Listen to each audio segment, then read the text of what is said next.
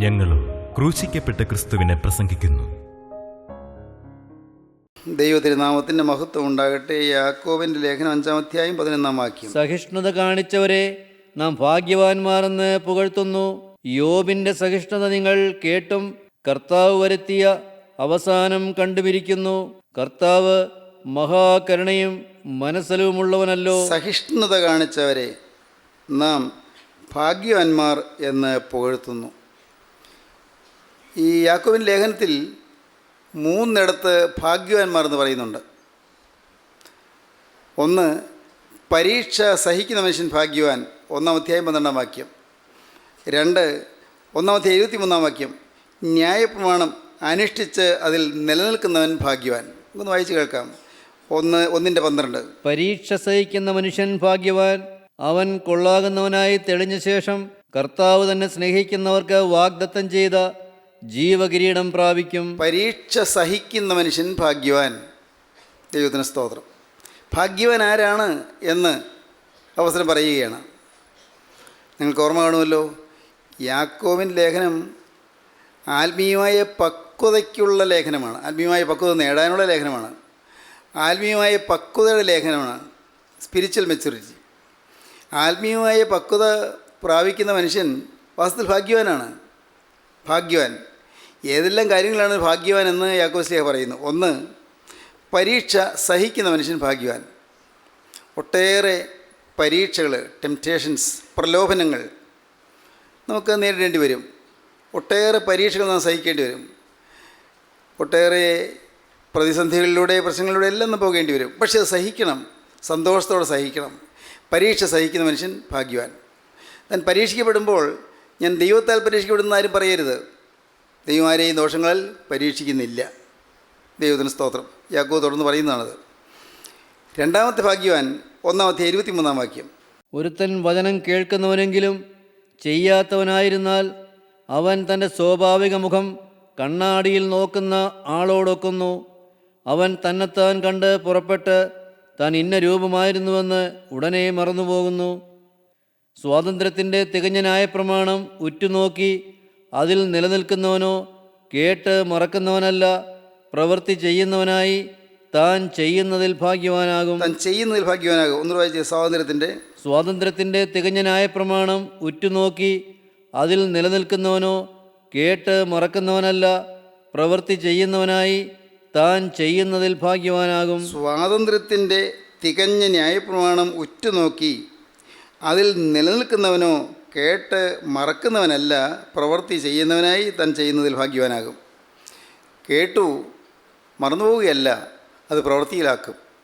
അങ്ങനെ ന്യായപ്രമാണത്തിൻ്റെ വചനം കേട്ട് ജീവിതത്തിലത് പകർത്തുന്നവൻ, ന്യായപ്രമാണം അനുഷ്ഠിക്കുന്നവൻ, അവനാണ് ഭാഗ്യവാൻ. അതിൽ നിലനിൽക്കുകയും ചെയ്യണം. അനുഷ്ഠിക്കണം, അതിൽ നിലനിൽക്കണം. ഇട്ടിട്ട് പോവുകയല്ല, നിലനിൽക്കണം. വചനം കേൾക്കണം, വചനപ്രകാരം ജീവിക്കണം. കുറച്ച് നാൾ ജീവിച്ചിട്ട് പോവുകയല്ല, അതിൽ നിരന്തരം നിലനിൽക്കണം. അവൻ ഭാഗ്യവാനാണ്. വചനം കേൾക്കണം, വചനത്തിൽ നിലനിൽക്കണം, അത് ഭാഗ്യമാണ്. ദൈവത്തിന് സ്തോത്രം. നാമെല്ലാം വചനം കേൾക്കുന്നവരാണ്. സ്ഥിരമായി നാം മുന്നോട്ട് പോവുകയാണെങ്കിൽ നാം പടിപടിയായിട്ട് വളരും, പടിപടിയായിട്ട് ഉയരും. സ്ഥിരമായിട്ട് ജീവിതത്തിലുള്ള നിഷ്ഠയിൽ നിന്ന് പുറകോട്ട് മാറാതെ, ജീവിതത്തിൽ ദൈവത്തോട് പറഞ്ഞ ഉടമ്പടിയിൽ നിന്ന് പുറകോട്ട് മാറാതെ, പാപത്തിൻ്റെ ഒരു കണിക പോലും വരാതെ നിൽക്കുകയാണെങ്കിൽ തീർച്ചയായിട്ടും നമുക്ക് വളരാം, നമുക്ക് ഉയരാം, ഉയർന്നുയർന്നു പോകാം. എവിടെ? ആത്മാവിൽ. പുറമേ ആ ഉയർച്ചയും വളർച്ചയും ആരും കണ്ടുവന്ന് വരികയില്ല. പക്ഷേ ആത്മാവിൽ ധൈര്യം ഉണ്ടായിരിക്കും, പ്രാഗൽഭ്യം ഉണ്ടായിരിക്കും. ആത്മാവിൽ നല്ല കരുത്തുണ്ടായിരിക്കും. നാം ശക്തരായിരിക്കും. ശക്തന് മാത്രമേ ഒരു ബലഹീനനെ താങ്ങാൻ പറ്റുകയുള്ളൂ. ശക്തരായവരാണ് താങ്ങുന്നത്. ശക്തരായ നാം അശക്തരുടെ ബലഹീനതകൾ താങ്ങണമെന്ന് റോമർ ലേഖനത്തിൽ അപ്പോസ്തലൻ പറയും.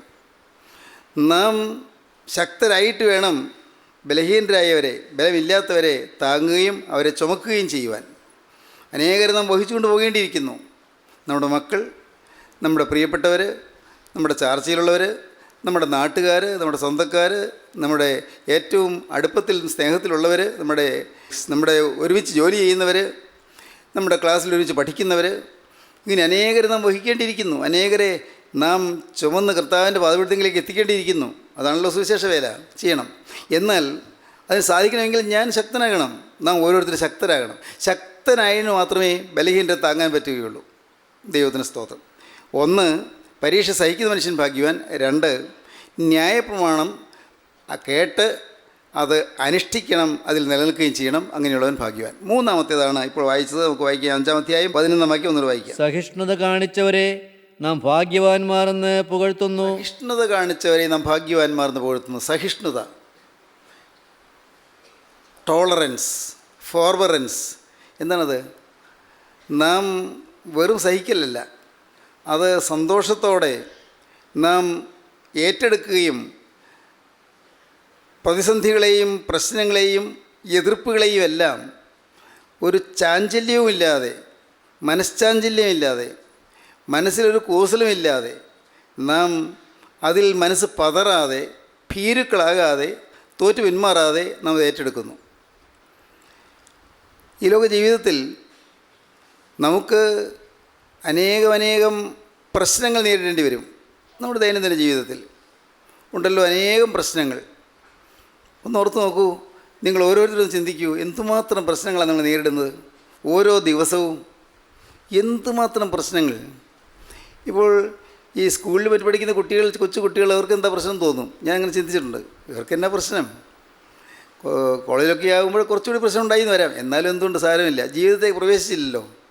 പക്ഷേ നമ്മുടെ ടീനേജേഴ്സ്, നമ്മുടെ യുവാക്കന്മാർ, യുവത്വത്തിലേക്ക് കാലൂന്നവരെല്ലാം, ആൺകുട്ടിയാണെങ്കിലും പെൺകുട്ടിയാണെങ്കിലും എല്ലാവരും, അവർ താങ്ങാൻ പറ്റുന്നതിലപ്പുറം മനസ്സിൽ ടെൻഷൻ കൊണ്ട് നടക്കുക. മനസ്സിങ്ങനെ ഉരുകി തിളയ്ക്കുകയാണ്. എന്തു വലിയ കടുത്ത നൈരാശ്യമാണ്, കടുത്ത നൈരാശ്യം. വാസ്തവത്തിൽ ഇന്ന് യുവജനങ്ങളുടെ ഇടയിൽ ശക്തമായി പ്രവർത്തിക്കേണ്ടിയിരിക്കുന്നു. ഇന്ന് ഹൈസ്കൂളിലും കോളേജിലും മറ്റും ഇന്ന് വലിയ വേലകൾ നടക്കേണ്ടിയിരിക്കുന്നു. എന്താ വേല? ഞാൻ പറയും, ഇന്ന് യുവജനങ്ങളുടെ ഇടയിലുള്ള വേല എന്ന് പറയുന്നത് അവരെ ബോധവൽക്കരിക്കണം, അവരെ ക്രിസ്തുവിലേക്ക് നടത്തണം, അവർക്ക് ശാന്തത കൊടുക്കണം. ഉരുകി തിളയ്ക്കുന്നവരുടെ ഹൃദയത്തിൽ ശാന്തത കൊടുക്കണം. ഉരുകി നീറി തീർന്നുകൊണ്ടിരിക്കുന്നവരുടെ ജീവിതത്തിൽ ആ നീറ്റൽ അകറ്റണം.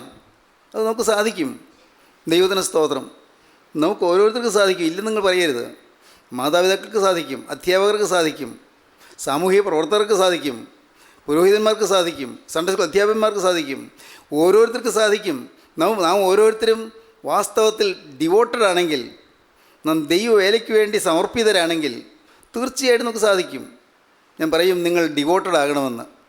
ദൈവത്തോടൊരു വാക്ക് പറയണം നിങ്ങൾ. കർത്താവേ, ഈ ലോക ജീവിതം നഷ്ടപ്പെട്ടു പോകാനുള്ളതല്ല, ഈ ലോക ജീവിതം വ്യർത്ഥമാക്കാനുള്ളതല്ല. ഈ ലോക ജീവിതം കർത്താവേ അവിടുത്തെ മഹത്വത്തിന് വേണ്ടി ചെലവഴിക്കാനുള്ളതാണ്. അവിടുത്തെ സന്നിധിയിലേക്ക് അനേകം ആത്മാക്കളെ കൂട്ടിക്കൊണ്ടുവരാനുള്ളതാണ്. പണ്ട് സുകുമാർ അഴീക്കോട് ക്ലാസ്സിൽ പറഞ്ഞു, ജനനമെന്ന് 3 അക്ഷരം കൊണ്ട് ആരംഭിച്ച് മരണമെന്ന് 3 അക്ഷരത്തിൽ അവസാനിക്കാനുള്ളതല്ല ജീവിതം എന്ന 3 അക്ഷരം. അല്പം അർത്ഥവത്തായി തോന്നി. ഞാൻ അന്ന് തന്നെ കുറിച്ച് വെച്ചു. ജനനമെന്ന 3 അക്ഷരത്തിൽ ആരംഭിച്ച് മരണമെന്ന 3 അക്ഷരത്തിൽ അവസാനിക്കാനുള്ളതല്ല ജീവിതം എന്ന 3 അക്ഷരം. ഈ ജനനത്തിൻ്റെയും മരണത്തിൻ്റെ ഇടയ്ക്ക് ജീവിതം, ആ ജീവിതം അങ്ങനെ ജീവിച്ചങ്ങ് തീരാനുള്ളതല്ല. വികാർ ഓഫ് ഫേക്ക് ഫീൽഡ് എന്ന് പറയുന്നൊരു പുസ്തകമുണ്ട്. വികാർ ഓഫ് ഫേക്ക് ഫീൽഡ് എഴുതിയത് ചാൾസ് ഡിക്കൻസാണ്. ചാൾസ് ഡിക്കൻസ് എഴുതിയ പ്രസിദ്ധമായ ഒരു നോവലാണ് വികാർ ഓഫ് ഫേക്ക് ഫീൽഡ്. അതിലൊരു പ്രിംറോസ് എന്ന് പറയുന്നൊരു വൈദികനുണ്ട്, പുരോഹിതനുണ്ട്. അദ്ദേഹം പറയുകയാണ്, ഞാൻ വീട്ടിലേക്ക് പോവുകയാണ്, ഞാൻ എൻ്റെ വീട്ടിലേക്ക് പോവുകയാണ്. ഏതാ വീട്? അതെൻ്റെ സ്വർഗ്ഗ വീടാണ്. അങ്ങോട്ടുള്ള യാത്രയിലാണ് ഞാൻ. ആ സ്വർഗ്ഗ വീട്ടിലേക്കുള്ള യാത്രയിലാണ്. കേൾവിക്കാർക്ക് മനസ്സിലായില്ല എന്താ സ്വർഗ്ഗ വീട്. അദ്ദേഹം പറയുന്നു, ഞാൻ എൻ്റെ വീട്ടിലേക്കാണ് പോകുന്നത്. ഞാൻ ഓരോ ചുവടും വീട്ടിലേക്ക് വെച്ചുകൊണ്ടിരിക്കുകയാണ്. വളരെ വ്യക്തമായ ധാരണയുണ്ടായിരുന്നു ആ കഥാപാത്രത്തിന്, വ്യക്തമായ ധാരണ. ഞാൻ സ്വർഗീയ വീട്ടിലേക്ക് യാത്ര ചെയ്യുകയാണ്. ഞാൻ എൻ്റെ പ്രിയൻ്റെ നാട്ടിലേക്ക് അടുത്തുകൊണ്ടിരിക്കുകയാണ്. എൻ്റെ യേശുവിൻ്റെ സന്നിധിയിലേക്ക് ഞാൻ അടുത്തുകൊണ്ടിരിക്കുകയാണ്. ഓരോ സ്റ്റെപ്പും ഞാൻ വയ്ക്കുന്നത് യേശുവിൻ്റെ അരിയിലേക്കാണ്. ഓരോ ചുവടും ഞാൻ വയ്ക്കുന്നത് എൻ്റെ നിത്യതയിലേക്കാണ്. ഓരോ ചുവടും ഞാൻ വയ്ക്കുന്നത് എൻ്റെ മരണത്തിലേക്കാണ്. ഓരോ ചുവടും വയ്ക്കുന്നത് എൻ്റെ കർത്താവിൻ്റെ 2ാമത്തെ വരവിലേക്കാണ്. ഇവിടെയുള്ള പ്രശ്നങ്ങളെല്ലാം നിസ്സാരം. എല്ലാം. ഇവിടെയുള്ള ചെറുപ്പക്കാരോട് ഞാൻ പറയട്ടെ, നിങ്ങളുടെ ഭാരങ്ങൾ നിങ്ങൾ ചുമന്ന് നിങ്ങൾ വിഷമിക്കേണ്ട. അനേകം മാതാപിതാക്കൾ വിളിക്കുന്നുണ്ട് എന്നെ. വിളിക്കുന്നത് എന്താ പറയുന്നറിയാമോ? മോന് ഒരു സമാധാനമില്ല, അവനിപ്പോൾ പഠിക്കാൻ പറ്റുന്നില്ല, അല്ലെങ്കിൽ മോൾക്കൊരു സമാധാനമില്ല, അവൾക്ക് വായിക്കാൻ പറ്റുന്നില്ല, അവൾ അലസമായി കിടക്കുന്നു, എപ്പോഴും ഒരു ഫോൺ അവളുടെ കയ്യിൽ കാണും, ആരെയൊക്കെ വിളിക്കുന്നുണ്ട്. എന്തിനാണാവോ? എന്തിനാ ഈ എത്ര ഫ്രണ്ട്ഷിപ്പ് തന്നെ എനിക്ക് മനസ്സിലാകുന്നില്ല. ഫ്രണ്ട്ഷിപ്പാണ്. എൻ്റെ ദൈവമേ, എൻ്റെ മോൻ്റെ പഠിത്തം പോന്നു, എൻ്റെ മോള് തീരെ പഠിക്കുകയോ ബുദ്ധിയോടുകൂടി പ്രവർത്തിക്കുകയോ ചെയ്യുന്നില്ല, അപകടത്തിലേക്കാണെന്ന് എനിക്ക് തോന്നുന്നു. ദൈവത്തിന് സ്തോത്രം. വളരെ ദൂരെ നിന്ന് ഒരാൾ വിളിച്ചു, മോന് വായിക്കണമെന്ന് തോന്നുന്നില്ല, നല്ലപോലെ വായിച്ച് നല്ല ഉയർന്ന മാർക്ക് കിട്ടിക്കൊണ്ടിരുന്ന വചനമാണ്, പക്ഷേ ഇപ്പോൾ അവന് വായിക്കണമെന്ന് തോന്നുന്നില്ല, എന്ത് പറ്റിയെന്ന് അറിഞ്ഞുകൂടാ. അപ്പോൾ ഞാൻ ചോദിച്ചു, എന്താ വല്ല പ്രേമോ മറ്റോ ആണോ? അറിയാൻ പാടില്ല സാറേ, അങ്ങനെയൊന്നും ഉള്ളതായിട്ടൊന്നും ഞങ്ങളോടൊന്നും പറയില്ല, പക്ഷെ ഒന്നും അറിയാൻ പാടില്ല. ഞാൻ പറഞ്ഞു, അങ്ങനെ വല്ലതും ആണെങ്കിൽ അവനെ സ്നേഹത്തോടെ വിളിച്ച് അവനോട് പറയണം, അപകടത്തിലേക്ക് പോകല്ലേ മോനെ, അത് അപകടമാണ്, അതിലേക്ക് പോയാൽ പ്രേമത്തിലേക്കും പ്രണയത്തിലേക്കൊക്കെ പോയാൽ നിന്റെ ജീവിതം നശിച്ചു പോകും, നിൻ്റെ പഠിത്തം മുടങ്ങിപ്പോകും, നിനക്ക് അതേ ഒരു ചിന്ത മാത്രമായി തീരും, അപകടമാണ്. അവന് പറഞ്ഞു കൊടുക്കുക, അവന് നല്ല സുബോധം കൊടുക്കുക, അവൻ ബോധം കൊടുത്ത് അവൻ സംസാരിക്കുക എന്നൊക്കെ പറഞ്ഞു. അപ്പോഴാണ് പിന്നെ ഞാൻ കേൾക്കുന്നത്, അനേകം പേര്, ഒരാളല്ല, അനേകം ചെറുപ്പക്കാർ, സ്കൂളിലും കോളേജിലും മറ്റും ചെറുപ്പക്കാർ അനേകർ ഈ മനസ്സിൻ്റെ പിരിമുറുക്കത്തിൽ ആത്മഹത്യ ചെയ്യുന്നു. എന്തിന്? ജീവിതം കളയുന്നത് എന്തിനാ? നൈരാശ്യം ബാധിച്ചിരിക്കുന്നു. ഫ്രസ്ട്രേറ്റഡ് ജനറേഷൻ, നൈരാശ്യം ബാധിച്ച ഒരു സമൂഹം, ഫ്രസ്ട്രേഷൻ, നൈരാശ്യം ബാധിച്ചിരിക്കുന്നു. ഏതോ ഒരു നിരാശ. എന്തിനു വേണ്ടിയ നിരാശ? ആർക്കും അറിഞ്ഞുകൂടാ. നിരാശയിലായിരിക്കുന്നവർക്ക് അറിഞ്ഞുകൂടാ. ഒരു നിരാശ വന്ന് കയറുന്നു, ഒരു ആദി വന്ന് കയറുന്നു. പൈശാചികൻ അനേകരെ കുരുക്കിലിട്ട് നിത്യ നരകത്തേക്ക് കൊണ്ടുപോവുകയാണ്. ആത്മഹത്യ എന്നുള്ളത് ചിന്തിച്ചു കഴിഞ്ഞാൽ നരകത്തേക്കാണ്, സംശയമില്ലല്ലോ.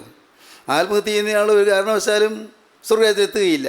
കാരണം നമ്മുടെ ജീവൻ നശിപ്പിക്കാൻ നമുക്ക് അവകാശമില്ല. ദൈവം തന്ന ജീവൻ നമുക്ക് നശിപ്പിക്കാൻ അവകാശമില്ല. ആത്മഹത്യയെക്കുറിച്ച് ചിന്തിക്കുന്നവൻ നരകത്തിലേക്ക് നേരെ പോവുകയാണ്, ഒരു സംശയമില്ല. പ്രിയപ്പെട്ടവരെ, നമ്മുടെ അനേകം യുവജനങ്ങൾ ഇന്ന് നശിച്ചുകൊണ്ടിരിക്കുന്നു, അവരുടെ ജീവിതം തകർന്നുകൊണ്ടിരിക്കുന്നു, നമ്മുടെ മക്കൾ ഇന്ന് അപകടത്തേക്ക് പോയിക്കൊണ്ടിരിക്കുന്നു. ഈ ഓരോ സംഭവങ്ങൾ കേൾക്കും തോറും നമ്മൾ പത്രങ്ങൾ മറ്റും വായിക്കുമ്പോഴും അനേകം കുട്ടികൾ നശിപ്പിക്കുന്നു, അനേകം യുവാക്കന്മാർ തകർന്നു പോകുന്നു, യുവജനങ്ങളിൽ നിന്ന് അപകടകരമായ വഴിയിലേക്ക് തിരിയുന്നു.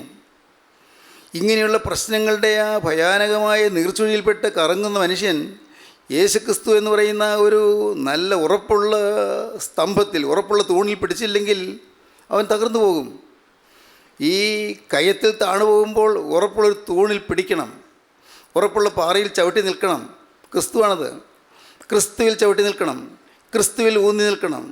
നമ്മുടെ ജീവിതത്തിൽ ക്രിസ്തുവിലുള്ളതായ ആശ്രയം ഇല്ലാതെ പോയാൽ എല്ലാം തകർന്നു പോകും. സഹോദരങ്ങളെ, ഞാൻ പറയട്ടെ, നിങ്ങളുടെ മക്കളെ നിങ്ങൾ പ്രത്യേകം സൂക്ഷിക്കണം. അവർക്ക് വേണ്ടി നിങ്ങൾ ദൈവസന്നിധിയിൽ പ്രാർത്ഥിക്കണം. നിങ്ങളിൽ ദൈവാത്മാവ് പ്രവർത്തിച്ചെങ്കിൽ മാത്രമേ മക്കളിലേക്ക് ദൈവാത്മാവ് പകരുകയുള്ളൂ.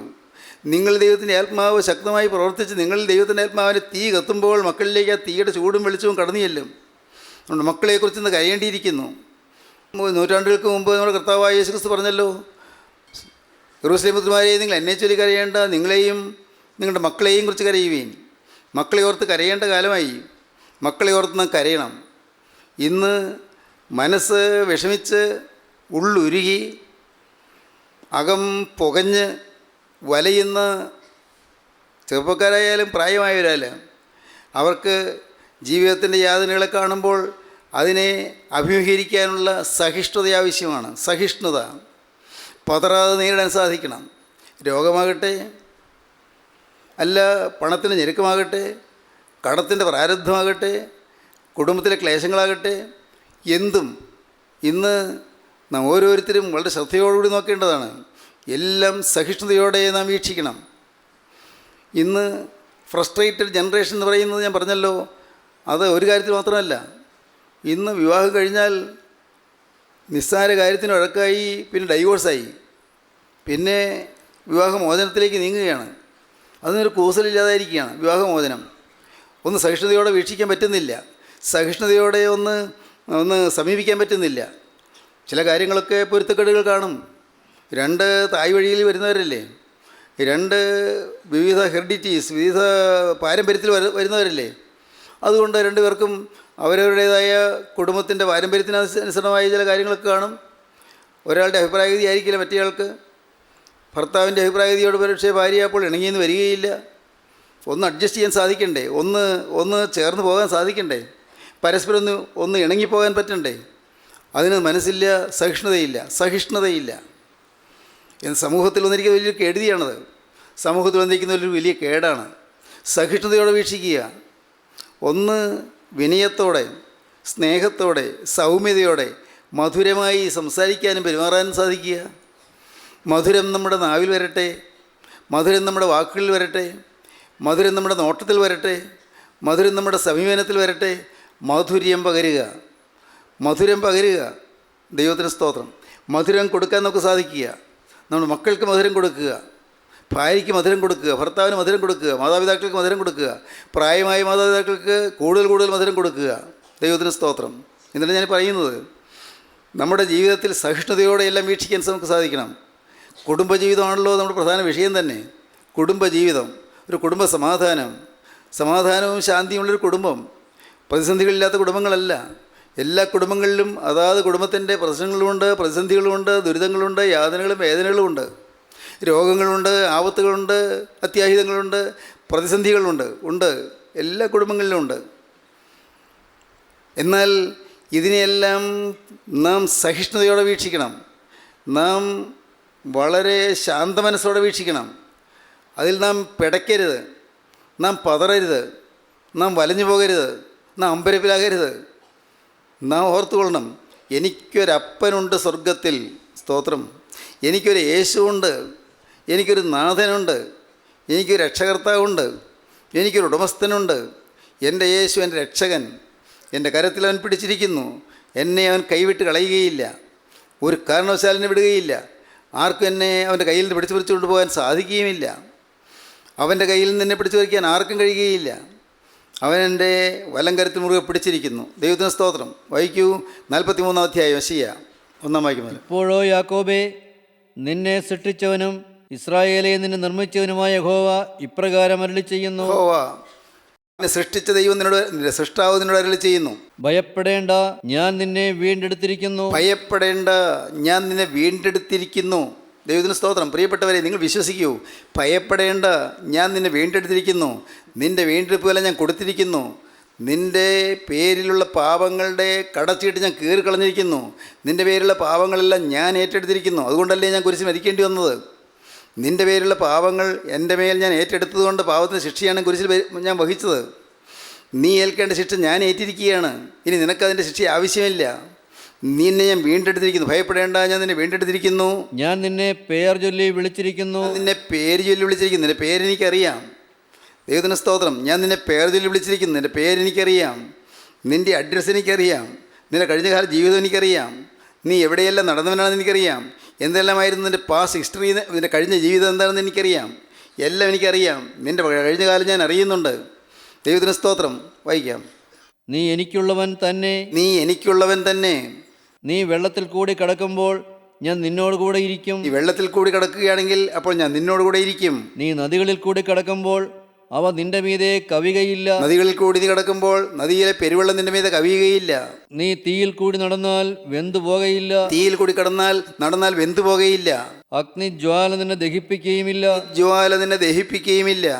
നിന്റെ ദൈവവും ഇസ്രായേലിന്റെ പരിശുദ്ധനുമായ യഹോവ എന്ന ഞാൻ നിന്റെ രക്ഷകൻ. ഞാനാണ് നിന്റെ രക്ഷകൻ. ഞാനാണ് നിന്റെ വീണ്ടെടുപ്പുകാരൻ. ഞാനാണ് നിന്റെ പരിപാലകൻ. ഞാൻ നിന്റെ രക്ഷകനാകുന്നു.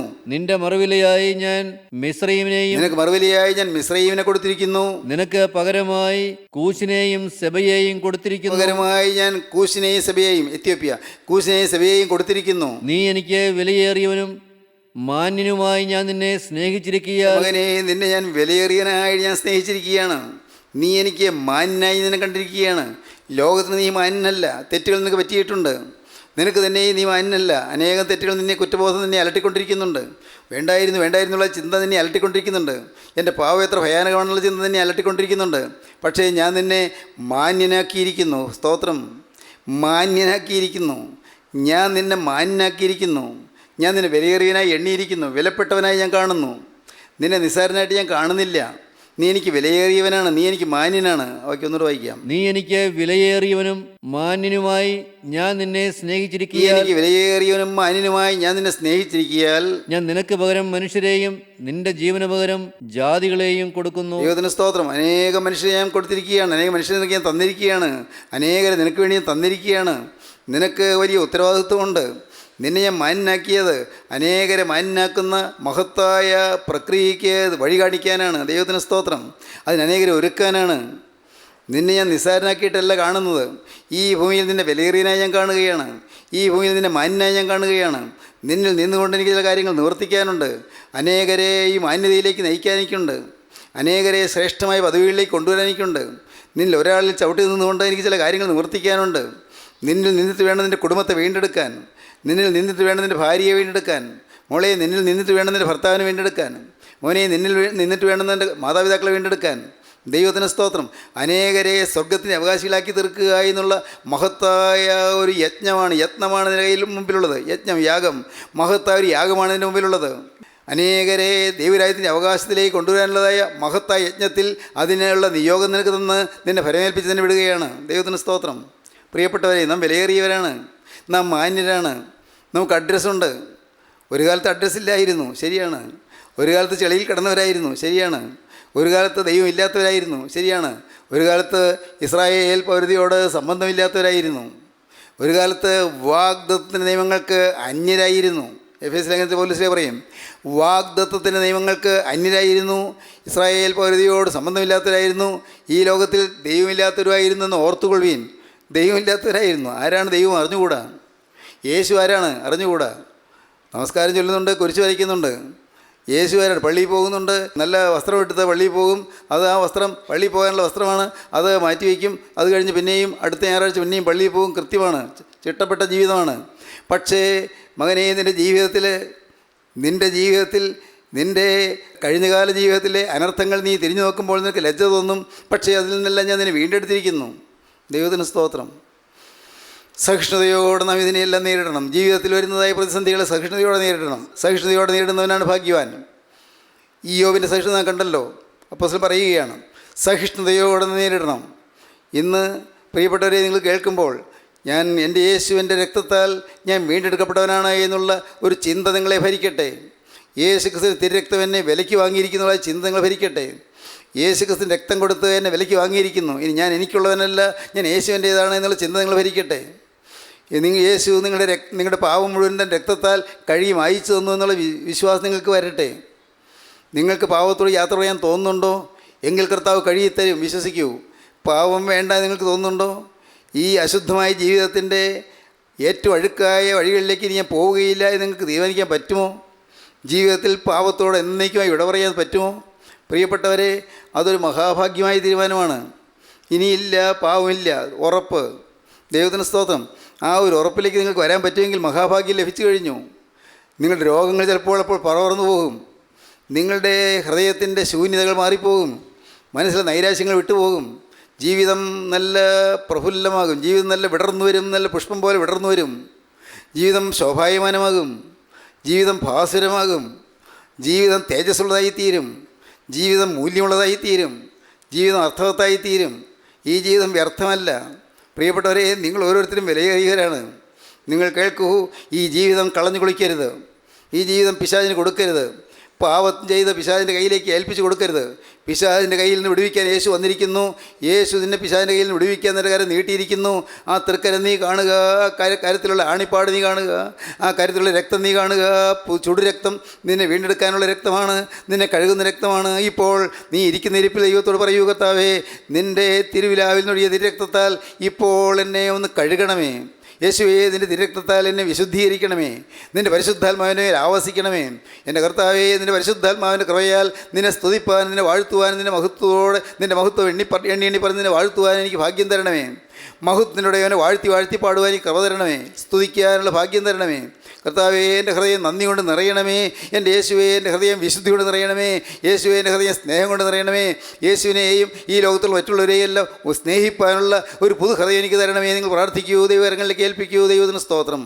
നമുക്ക് പ്രാർത്ഥിക്കാം, നമുക്ക് സമർപ്പിക്കാം. ഹല്ലേലൂയ. ദൈവത്തിന് സ്തോത്രം. കരുണയുള്ള കർത്താവേ, ജീവനുള്ള ദൈവമേ, സഹിഷ്ണുതയെക്കുറിച്ച് ഞങ്ങൾ കേട്ടുകൊണ്ടിരിക്കുന്നല്ലോ കർത്താവേ. സഹിഷ്ണുത എന്ത് എന്ന് പഠിക്കുവാൻ ഞങ്ങൾ കൃപ തരണമേ. സഹിഷ്ണുത എന്ത് എന്ന് അനുഭവിക്കുവാൻ ഞങ്ങൾ കൃപ തരണമേ. ഒന്നിലും പതറിപ്പോകാതെ, ഒന്നിലും മടുത്തു പോകാതെ സഹിഷ്ണുതയോടെ ദുരിതങ്ങളെ അഭിമുഖീകരിക്കാൻ ഞങ്ങൾ കൃപ തരണമേ. ഞങ്ങളെ അനുഗ്രഹിക്കണമേ കർത്താവേ. ഈ യോബിൻ്റെ സഹിഷ്ണുത ഞങ്ങൾ കേട്ട് കർത്താവെ ഞങ്ങൾക്ക് അനുഭവിക്കാൻ തക്കവണ്ണം ഞങ്ങളെ തന്നെ ഞങ്ങൾ സമർപ്പിക്കുന്നു കർത്താവേ. അവിടുത്തെ പൊന്നുകരങ്ങളിലേക്ക് ഞങ്ങളെ ഏൽപ്പിക്കുന്നു. ഇന്ന് കർത്താവെ ഞങ്ങളെല്ലാവരെയും അനുഗ്രഹിക്കണമേ. വചനം കേട്ട എല്ലാവരുടെ മേൽ തൃക്കരം വയ്ക്കണമേ. നാനാദേശങ്ങളിൽ നിന്ന് വചനം കേൾക്കുന്നവരുടെ മേൽ നാഥ നിൻ്റെ തിരുവചനം ഇന്ന് ഹൃദയത്തിൽ പതിയുവാൻ തക്കവണ്ണം അവിടുത്തെ പരിശുദ്ധാത്മാവിനെ അവിടുന്ന് ഊതണമേ. അവിടുത്തെ പരിശുദ്ധ വചനം അവിടുത്തെ അയക്കണമേ. എല്ലാവരെയും അനുഗ്രഹിക്കണമേ.